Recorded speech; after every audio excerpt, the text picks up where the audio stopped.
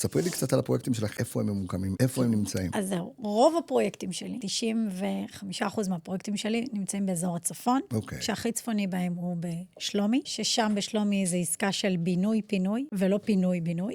זה חדש, זה לא שמעתי, מה זה אומר? קודם כל בונים, הדיירים מקבלים מפתח לדירה החדשה, ורק אחר כך מפנים את הבית הישן שלהם. זה חלומו של כל יזם בכל פרויקט. יש קרקע באותה עסקה ספציפית, יש קרקע שהיא מקבילה למקום מגורים של בעלי הדירות. זה במקרה באזור של הבננות, איפה שמגדלים אותם, והרשות ביחד עם רמי קידמו שם בעצם את הטאבה הזו. אנחנו מאמינים שהבינוי יתחיל בשנת 27, שזה אוטוטו קורה. זה פרויקט שאני שמחה להגיד שאני מלווה אותו משנת 2016-2017.